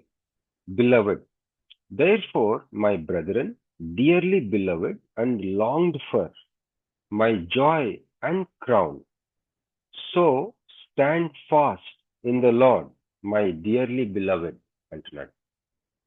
2 సార్లు అంటున్నాడు. మనం వీటిని గమనించాలి. ఎలాంటి రిలేషన్షిప్ ఉంది పౌలుకి ఈ యొక్క పత్రిక అందుకున్న వారికి, ఆ ఫిలిప్పీలో ఉన్న సంఘస్థులకు, విశ్వాసులకు? అసలు ఎక్కడ స్టార్ట్ అయింది ఫిలిప్పీ సంఘం? మనం చూసుకుంటే అపోస్తుల కార్యములు 16వ అధ్యాయం అనుకుంటా. మీరు అక్కడికి కానీ వెళ్ళినట్లయితే ఆ అధ్యాయానికి, ఫిలిప్పీ సంఘానికి మరి మాసిదోనియా పిలుపు అని ఒకటి ఉంటుంది. పౌలు ఆసియా ప్రాంతంలో ఉన్నప్పుడు తను పరిచర్య చేయకుండా ఉండలేడు. పౌలు చాలా యాక్షన్ ప్యాక్డ్ మ్యాన్, తను కామ్గా ఉండలేడు. సో తను 2 సార్లు 2 వేరే వేరే ప్రాంతాలకు వెళ్తాడు పరిచర్య చేయడానికి. కానీ దేవుని ఆత్మ, క్రీస్తు ఆత్మ అతనిని అడ్డుకున్నారు అని చెప్పి ఉంటుంది వాక్యంలో. అయితే ఒక రాత్రి తనకు కల వస్తుంది. మాసిదోనియా నుంచి ఒక వ్యక్తి మాకు సహాయం చేయడానికి రమ్మని పిలుస్తాడు. అప్పుడు ఆయన ఆసియాని విడిచిపెట్టి సముద్ర ప్రయాణం చేసి మరొక ఖండము, కాంటినెంట్, వేరే కాంటినెంట్, అది యూరప్, ఇప్పుడు యూరప్, అది అక్కడ ఈ ఫిలిప్పీ ప్లేస్కి వెళ్తాడు. ఆసియా ఖండం నుంచి సముద్ర ప్రయాణం చేసి ఐరోపా ఖండానికి వెళ్ళాడు. మొట్టమొదటిగా సువార్త మరి అక్కడికి అందించబడింది పౌలు యొక్క మాసిదోనియా పిలుపు, ఆ కళ ద్వారా తను వెళ్ళి. అయితే అక్కడ మరి కళలో కనపడినట్టు ఒక మ్యాన్ కనపడ్డు. ఫస్ట్ వాళ్ళు మీట్ అయింది లూదియా అనే ఒక స్త్రీని, లిడియా. ఈ లిడియా అనే ఆమె మరి ఆమె యొక్క భక్తిపరురాలు, ఊదా రంగు ఆ యొక్క వస్త్ర వ్యాపారి ఆమె. She's a business woman, but very godly woman. తను ఒక రిసోర్స్ పర్సన్. తన ఇంటిని పౌలుకి, తనతో కూడా వచ్చిన ఆ సహోదరులకి ఆతిథ్యం ఇచ్చి, నేను అర్హురాలుగా అయితే నా ఇంట్లో ఉండి పరిచర్య చేయమని మొట్టమొదటి విశ్వాసి లూదియా ఈ ఫిలిప్పీ సంఘానికి. అంతేకాకుండా జైలర్, ఆ స్టోరీ మీకు తెలుసు. జైలరు ఆ యొక్క మరి పౌలుని శుభ్రంగా చిత్తగొట్టేసేసి ఆ జైల్లో పెడితే, ఆ రాత్రి పౌలు శీలలు అనుకుంటా స్తుతిస్తా ఉంటే మరి ఆ జైలు గోడలన్నీ అదంతా కూడా భూకంపం లాగొచ్చి మొత్తం ఇదైపోతుంది. జైలు గోడలన్నీ మొత్తం ఓపెన్ అయిపోతుంది. అప్పుడు అందరూ పారిపోయారు ఖైదీలు అనుకొని ఆ జైలరు ఆ కత్తి తీసుకుని తను పొడుచుకోబోతాడు. అప్పుడు పౌలు అంటాడు, మేమెవరూ ఎక్కడికి వెళ్ళలేదు, నేను చంపుకోబా అని చెప్పి. ఆ రోజు ఆ జైలరు తన కుటుంబం అంతా కూడా బాప్తిస్మం తీసుకుంటారు. పౌలు స్వార్థ ప్రకటిస్తాడు. ఆ కుటుంబం రెండో కుటుంబం ఆ సంఘానికి. మొట్టమొదటి విశ్వాసి లూదియా, రెండవ కుటుంబం జైలర్ కుటుంబం, మూడవది సోది చెప్పు చిన్నది. ఆ సోది చెప్పు చిన్నది ఊరికే వీళ్ళని దయ్యం బట్టి వీళ్ళు సర్వోన్నతుడైన దేవుని సేవకులని చెప్తా ఉంటే పౌలు తన ఆత్మలో మరి ఒకలాంటి ఇదిగా డిస్టర్బెన్స్ గురవుతాడు. ఇదేదో తేడా ఉంది అమ్మాయి అని. అప్పుడు యేసుక్రీస్తు నామమున గద్దిస్తాడు ఆ ఈవిల్ స్పిరిట్. అప్పుడు అమ్మాయిలో ఉన్న ఆ యొక్క ఈవిల్ స్పిరిట్ అంతా పోయిన తర్వాత ఆ పాప విశ్వాస ఈ సంఘానికి అటెండ్ అవుతుంది. ఆమె 3వ విశ్వాస. ఇది ఫౌండింగ్ గ్రూప్ ఆ ఫిలిప్పీ సంఘానికి. ఇక్కడ మరి ఆ యొక్క గ్రూప్ నుంచి డెవలప్ అయిన సంఘంతో అంటున్నాడు 4వ అధ్యాయం 1వ వచనంలో, నేను అపేక్షించు నా ప్రియ సహోదరులారా అంటున్నాడు, నా ప్రియులారా అంటున్నాడు. ఇక్కడ పత్రికను అందుకున్న వాళ్ళకి పౌలుకి ఉన్న ఆ యొక్క మంచి బంధం మనం గమనిస్తా ఉన్నాం. మనం అబ్జర్వేషన్, ఒక వచనంలో మనం ఎన్ని విషయాలు పరిశీలించవచ్చు. మనం హెర్మెన్యూటిక్స్ క్లాస్లో ఉన్నాం. అబ్జర్వేషన్ అనేది ఎంత ముఖ్యమో మనం గమనించడానికి ఈ మాటలు మాట్లాడుకుంటున్నాం. ఓకే, మరి 2వ అధ్యాయం 17వ వచనం కూడా ఒకసారి చూద్దామండి. ఫిలిప్పీ 2వ అధ్యాయం 17వ వచనం.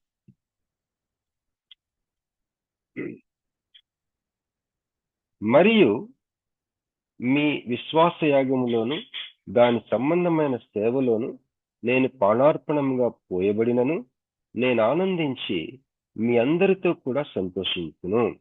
ఇటువలనే మీరును ఆనందించి నాతో కూడా సంతోషించు. ఇక్కడ 1వ వచనంలో నా ప్రియులారా అంటున్నాడు, నేను అపేక్షించి నా ప్రియ సహోదరులారా అని 2 సార్లు అంటున్నాడు. ఈ రిపిటేషన్ అనేది ఇప్పుడు నేను చదివిన 17-18 2వ అధ్యాయం 17-18లో రిపిటేషన్ అంటే సంతోషించడం అన్నమాట. 17వ వచనంలో నేను ఆనందించి మీ అందరితో కూడా సంతోషించును. 18 మీరును ఆనందించి నాతో కూడా సంతోషించుడి. రిజాయిసింగ్ రిపీట్ చేస్తూ ఉంటాడు. ఇంకా 4వ అధ్యాయంలో కూడా rejoice again I will say rejoice అంటుంటాడు. అట్లా అబ్జర్వేషన్ ఈ రిపిటేషన్ గురించి. తర్వాత ఇప్పుడు ఈ పత్రికలో ఇప్పటి వరకు ఈ వచనంలో 4వ అధ్యాయం 1వ వచనంలో ఏమి ఉన్నాయి అని గమనించాం. ఇంకా చాలా మీకు కూడా కనిపిస్తూ ఉండొచ్చు. ఇంకా ఇవి నేను చెప్పినవి కాకుండా ఇంకా మీకు ఇంకా ఎక్కువ కనిపిస్తాయి మీరు అబ్జర్వ్ చేస్తే. బాగా ప్రార్థనా పూర్వకంగా అబ్జర్వ్ చేసినప్పుడు ఎన్నో విషయాలు మనకి కనిపిస్తాయి ఒక్క వచనంలోనే. ఇప్పుడు ఆ వచనంలో ఏమి చెప్పబడలేదు, వాట్ ఈస్ నాట్ సెడ్, అది చూద్దాం. ఇక్కడ ఈ వచనంలో తిమోతిని కలపలేదు పౌలు. తిమోతిని కలపలేదు, నేను అంటున్నాడు. అదొకటి మనం గమనించాలి. తర్వాత వ్యక్తిగత సంబంధం గురించి మాట్లాడుతున్నాడు, గ్రూప్ గా కాకుండా. He is not commenting on Timothy's relationship with them. తిమోతికి వారికి ఉన్న రిలేషన్షిప్ ని మాట్లాడటం లేదు పౌలు. ఏమి చెప్పబడలేదో మనం గమనించడానికి ఉదాహరణకి మీకు చెప్తా ఉన్నాను. మనం గమనించవలసిన విషయాలు ఏమి చెప్పబడుతుంది, ఏమి చెప్పబడలేదు కూడా మనం గమనించాలి మనం చదివే ధ్యానం చేసే ఆ యొక్క వాక్య భాగంలోని. తర్వాత సహోదరులారా అంటున్నాడు, సహోదరిలారా అని అంటం లేదు. ఎందుకని? కిందకు వచ్చేసరికి 2 స్త్రీల గురించి మాట్లాడుతూ వాళ్ళ గురించి నెగిటివ్ గా కూడా మాట్లాడతాడు. వాళ్ళకి కొద్దిగా చిన్న కరెక్షన్ చేస్తుంది వాళ్ళని. కానీ ఇక్కడ నేను అపేక్షించి నా సహోదరులారా, బ్రదరన్, మై బ్రదర్స్ అంటాడు. మరి సిస్టర్స్ అని ఎందుకు అనలేదు అని ఒక ప్రశ్న మనం అడగాల, మనల్ని మనం అడుక్కోవాలా. దానికి ఏంటి ఆన్సరు? సహోదరులారా అంటే ఇద్దరిని సహోదరులను ఉద్దేశించి ఆ రోజుల్లో సహోదరులారా అని జనరల్ గా అనేస్తున్నాడు. ప్రతి చోట సహోదరు అని రాయటం కష్టం కదా. సహోదరులారా అని అంటే ఇద్దరిని కలిసి అంటున్నాడా, లేకపోతే కేవలం సహోదరులైనా ఓన్లీ మేల్ పర్సన్స్ ని ఉద్దేశించి రాస్తున్నాడా? ఇవి కూడా మనం అబ్జర్వ్ చేయాల. సహోదరులు అన్న మాట లేదు అక్కడ, కనుక ఎందుకు లేదు అన్న క్వశ్చన్ మనం వేసుకోవాలి.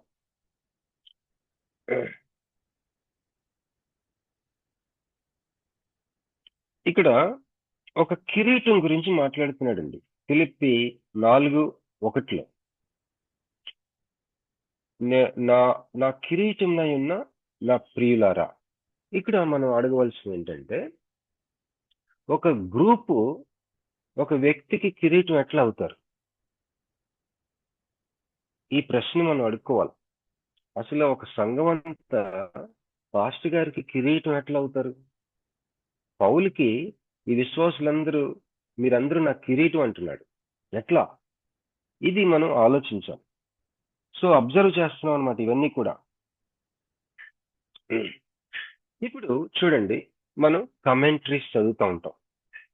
కామెంటరీస్ చదువుతున్నప్పుడు అబ్బా భలే పాయింట్ రాశారు ఇక్కడ అని అనుకుంటాం కదా. వాళ్ళు మనుషులే కదా, వాళ్ళు దేవుని ఆత్మ మీద ఆధారపడి అబ్జర్వేషన్ చేశారు. బైబిల్ వ్యాఖ్యానాలు రాసిన వాళ్ళు ఏం చేశారంటే ఒక వచనం మీద, ఒక వాక్య భాగం మీద వాళ్ళు సమయాన్ని వెచ్చించి పరిశీలించారు, అబ్జర్వేషన్ చేశారు. మనం ఒక 5-6 పాయింట్లు మనకు కనపడితే వాళ్ళకి ఒక 20-30 పాయింట్లు కనపడింది, అందుకే రాశారు. అదే పని నువ్వు చేస్తే నీకు కనిపిస్తుంది. అప్పుడు ఎలా ఉంటుందంటే, వాళ్ళకి కనపడి నాకు కనపడి ఇదే వాక్యంలో పాయింట్లు అబ్జర్వేషన్ చేస్తుంటే ఇదే వచనంలో ఈ 2-3 వచనాల్లో, ఈ ఒక్క వచనంలో, ఈ 4-5 వచనాల్లో నాకు ఎన్ని కనపడినాయో నేను అబ్జర్వేషన్ చేస్తుంటే అని కానీ అట్లాంటి అనుభవం నీకు ఉంటే అది ఎంత స్పిరిట్ ఎగ్జిలరేటింగ్, నీ ఆత్మని పరవశం చేసేసి పులకరింపచేస్తుంది దేవుని వాక్యం. అలాంటి ఆవశ్యకత, అలాంటి అనుభవం మనకి తప్పనిసరి. మనకి నీళ్ళ మీద వెళ్ళినట్టు అనమాట. అలాగలా వెళ్ళిపోతూ ఉంటాం దేవుని వాక్యపు పవర్లో.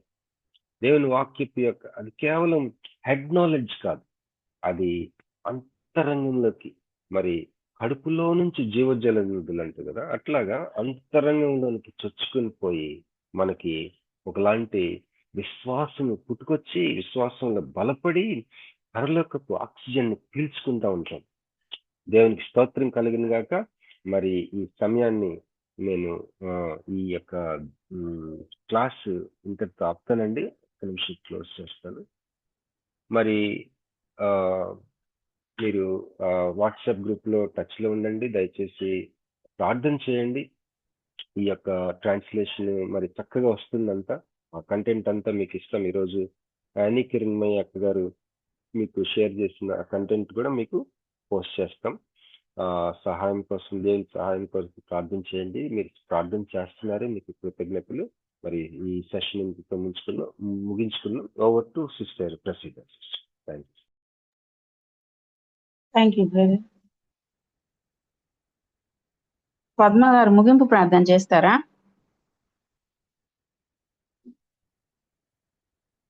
పద్మ సిస్టర్ ముగింపు ప్రార్థన చేస్తారా? జాన్సన్, నువ్వు చేయి జాన్సన్ ముగింపు ప్రార్థన.